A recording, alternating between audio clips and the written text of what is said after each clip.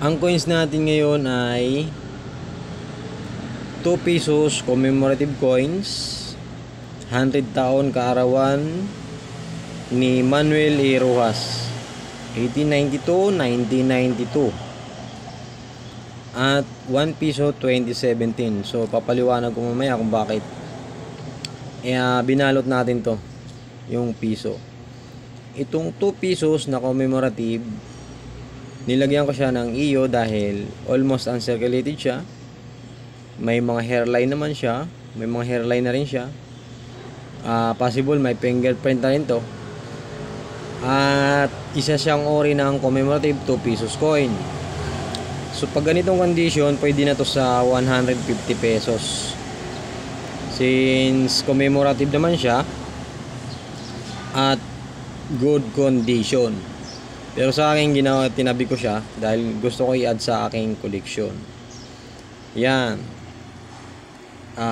Seal yung likod, Republic seal.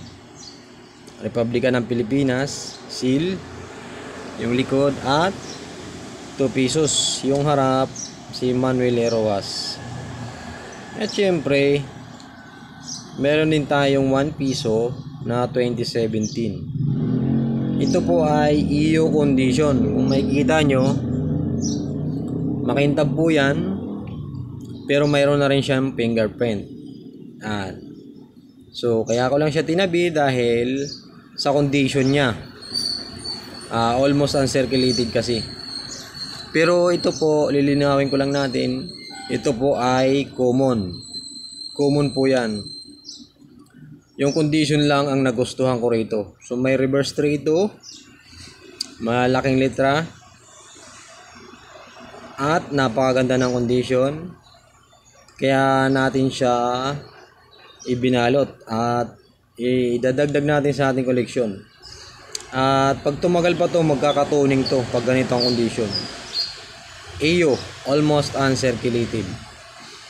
Ulitin po natin, ito po ay common coins lang.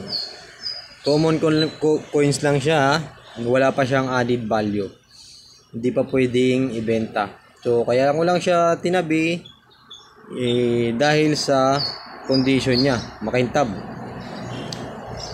At mahirap na rin makahanap ng magandang condition tulad nito. Ito naman, 2 pesos, ulitin po natin. Pwede na ito mabenta ng 150 dahil sa condition niya. Commemorative po ito na 2 pesos coin. So yun, share lang po natin. At